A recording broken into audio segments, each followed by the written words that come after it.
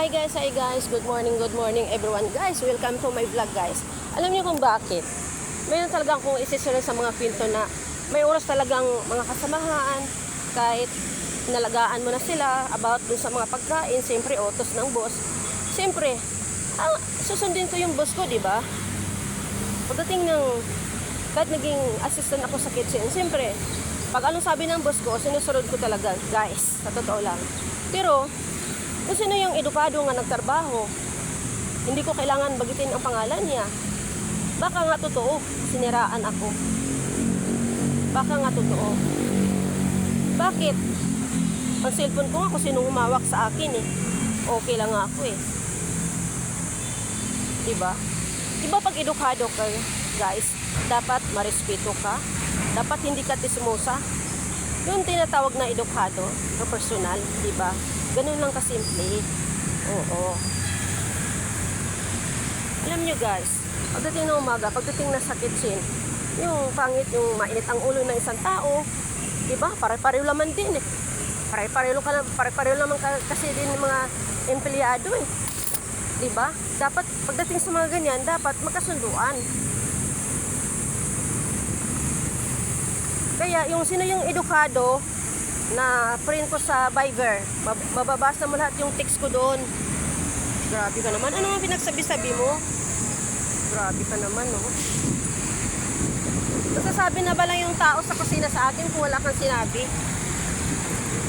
Di ba pag edukado ka, dapat tahimik ka, hindi ka tismosa? O hindi ka tismoso? Grabe naman kayo, oh. Para namang anong klaseng edukado? Napaka-tismoso naman. Sabi na lang na ba ng tao na hindi totoo? Grabe naman kayo, oh. Bakit? Nagtatrabaho ako dito, hindi ako naglalandi ng lalaki. Diba? Ano sabi ng foreigner nga sa akin? Hindi ko nga siya sinagot. Ang sabi ng foreigner sa akin na, ay, wala nga daw siyang pakialam, mas bata sa akin, pero kaya niya akong buhayin. Edukado din siya, mayaman. Kaya niya akong ibahay sa Pilipinas. Pero alam mo kung bakit? Hindi ko siya sinagot. Ako bilang isang single mom, kaya kong pinapaaral ang anak ko. Yung isa Philippine Navy, yung isa marketing management. Kasi yan ang gusto ng bata eh. O, kung bubo pa ako, bakit yung panganay ko? Pinapaaral ko. Kaya ko siyang gastusan sa private. Di ba mabinta ang hayop ko? At least ang anak ko may pinag-aralan. O.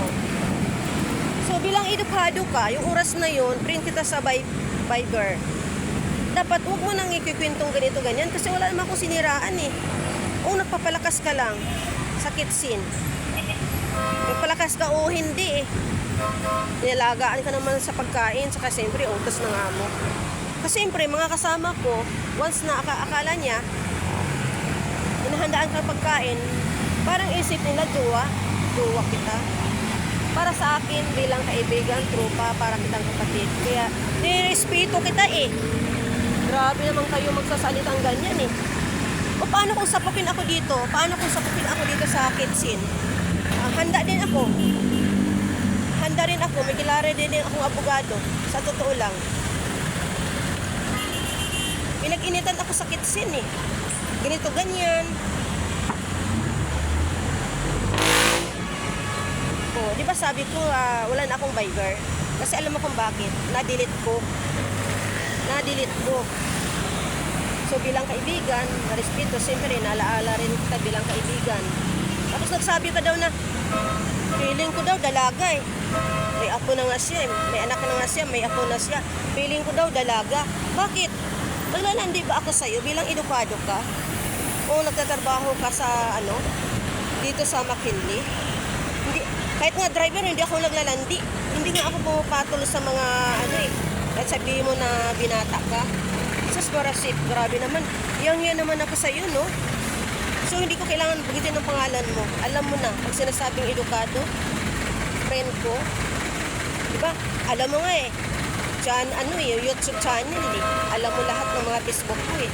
Tapos mayroon ka nang binanggit ng ganito ganyan nga, wala ka naman daw nakita sa Facebook. Bakit? Wala ka na doon eh. At least mayroon ako sariling dashboard. Wala ka na doon. O, ibig sabihin siniraan mo ako. Gusto mo magharapan tayo kahit anong oras. dito sa McKinley. Kaya may balak na rin ako mag-design sa next year. Sasabihin ko sa boss ko, pero mabait din sila sa akin. Alam mo kung bakit inaayos ko yung trabaho ko, hindi ako mahilig sa dismiss. Sa totoo lang, grabe naman, no? Pagdating sa kusina, nirespeto kita dahil utos ng boss, handaan ka ng pagkain. Diba? Tapos nagsalita ka daw na feeling dalaga. May anak na nga, may ako na. Yan daw sabi mo doon eh. Sakit sin eh. Salamat ka nga, hindi ko binanggit yung pangalan mo eh. Ako yung babae na pang-decente. Siyempre, isang vlogger. Mabait ako. O nirespeto ko kayo. Nirespeto ko talaga kayo. Sa totoo lang. So, hindi nga ako bastos. Hindi nga ako bastos. Nirespeto ko kayo bilang isang vlogger ako. Kung gaano ako mabait sa inyo. Oo, hindi ako nakatapos sa pag-aral. Alam niyo kung bakit? Bumawi ako sa anak ko. At least, single mom. Pinapalaki kong anak ko, walang ama. Pero kaya ko silang buhayin. Diba?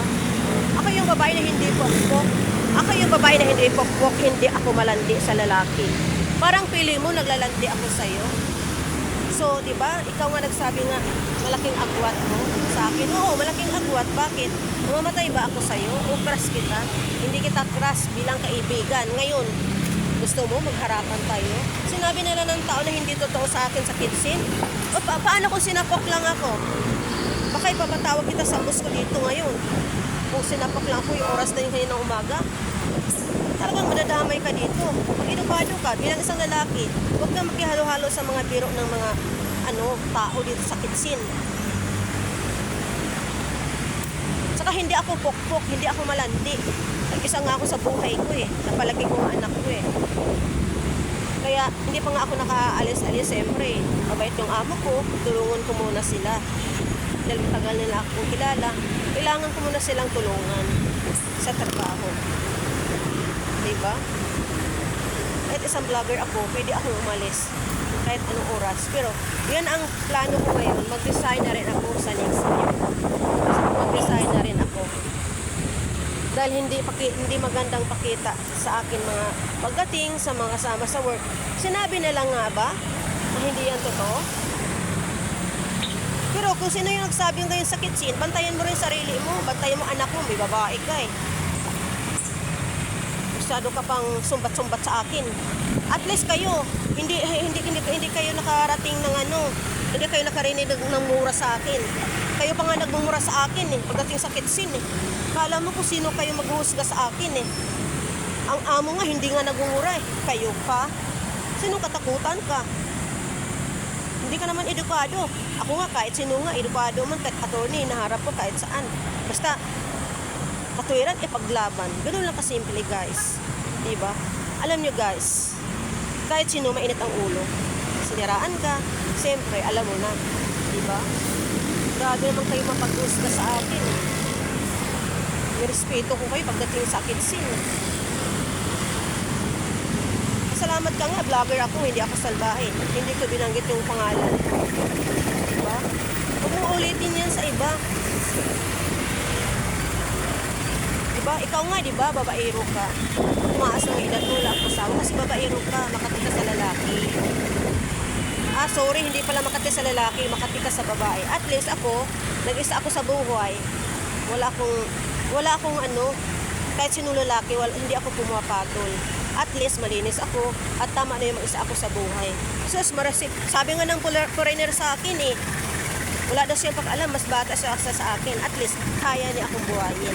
Pero hindi ako naglandi sa kanya at hindi ko siya sinagot. Para sagutin ko siya. Bakit? Para i-romansa lang yung katawan ko? Ay, kapal naman ng mukha. Ayaw ko maging dugyot. Ayaw ko maging lusyang ng aking sarili. Guys, alam nyo guys, sinishare ko lang para alamin nyo.